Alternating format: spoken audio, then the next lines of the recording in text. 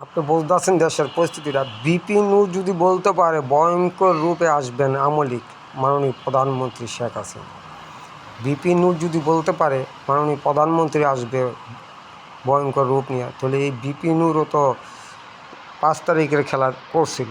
সেই বিপিনুর এখন মা ডাকে, অনেকে মা ডাকে, অনেক ছাত্র উপদেষ্টারা মা ডাকে। কেন? বাঁচতে হবে, শেখ হাসিনা সারা উদ্যান নাই। এই কারণে সবাই এখন শেখ হাসিনার দয়া করতেছেন যে শেখ হাসিনার আনার জন্য। কেন বিপিনুর এখন বলে কেন যে আমলিক ভয়ঙ্কর রূপে আসবে, সিরিয়াস ভয়ঙ্কর রূপে আসবে? ধৈর্য ধরে থাকেন জনগণ, দেখবেন। কেন বললাম আমি কথাটি বলি জানেন? আমার ব্যবসা, আমার অনেক কিছু হ্যারাসমেন্ট, অনেক মামলা।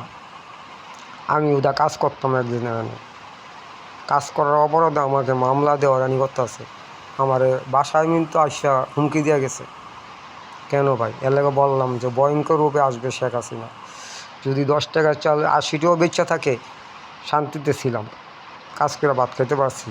আর এখন কাজ করে ভাত খেতে পারতাছি না, এত ভয়ঙ্কর রূপে আমাদের রূপে হামলা। তো বিপিনুর যেটা বলছে এটি বাস্তব, ভয়ঙ্কর রূপে আসবে আমলি। যাতে হামলা মামলা কিছু হবে না, কোনো আওয়ামী লীগের নেতাকর্মীরা ভয় পায় না। হামলা দিবেন, মামলা দিবেন, আওয়ামী লীগের লোকেরা ভয় পাচ্ছে না। আওয়ামী লীগের নেতাকর্মী আছে বাংলাদেশে, ভয়ঙ্কর রূপে আসবে একদিন, দেখবেন। বেশি দিন নাই, ভয়ঙ্কর রূপে আসবে। কেন বললাম জানেন? কোনো দিন ভিডিও বানাইতাম না। বানাই কেন জানেন? গড়তে বাড়িতে দেয় না কিছু নেতাকর্মীরা, খারাপ ব্যবহার করে, বাসায় গালাগালি করে, ফাড়াবালি করে। কেন? কাজ করছি, কোনো রাজনীতি করি না কোনো দিন। এই যে এখন রাজনীতির মাঠে নামবো, রাজনীতি করতে হবে।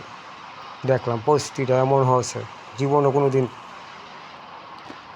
কোনো ব্যানার লাগাইতে যাই নাই, কোনো দিন পোস্টার লাগাইতে যাই নাই, কাম করে কুলাইতে পারি নাই, কাম করে ভাত খাইছি। আর এখন কাম করে ভাত খাইতেও দেয় না। এই কারণে বললাম এই আওয়ামী লীগ করতেই হবে। যে অবস্থা দেখতেছি, কোনো একদিন আওয়ামী লীগ ক্ষমতা আসবে ভয়ঙ্কর রূপে, আমরা আওয়ামী লীগ করতে হবে। আমাদের ছোটো বড় এরা, আর এখনকার ওই যে 2001 সালের পরে যারা জন্মগ্রহণ করছে, বঙ্গবন্ধুর ভালোবাসা তো আর দেখে নাই, শেখ হাসিনার ভালোবাসা তো পায় না ঠিক মতন। হঠাৎ করে 2001-এ জন্ম হয়েছে, দেশের সম্বন্ধে কী বুঝে ওরা? পোলাবান মানুষ বুঝে কিছু? আমি পোলাই বুঝি না। আমার বয়স 50 হওয়ার পরও আমি বুঝি না যে আওয়ামী লীগের দলের কী অবস্থা, বা বিএনপি কী অবস্থা, জাতীয় পার্টি কী অবস্থা। হ্যাঁ, ছোটোবেলা আমার একটা খেলা আছে, এরশাদের লোক একটা ছবি ছিল আমার, এতটুকুই কইতে পারবো। তখন একদম ছোট, কুমিল্লাতে এরশাদ মিটিংয়ে গিয়েছিল, তখন আমার এক বড় ভাই আমাকে এরশাদের লোকে নিয়ে একটা ছবি পেয়েছিল ছোটোবেলা। এই কইতে পারবো। ঈদ আমার স্মৃতি, আর কিছু নাই। ওই ছবিটা এখন নাই আমার, ছিঁড়া বিড়া গেছে, হালাই দিছি। তো কথা হলো ভাই, আওয়ামী লীগ করলাম ভয়ঙ্কর রূপে আসবে। কেন জানেন? আপনারা চোখ দিয়ে দেখাই দিতেছেন, চোখে দেখাই দিতেছেন, হাতের ইশারায় দেখাই দিতেছেন, বুঝছেন ভাই?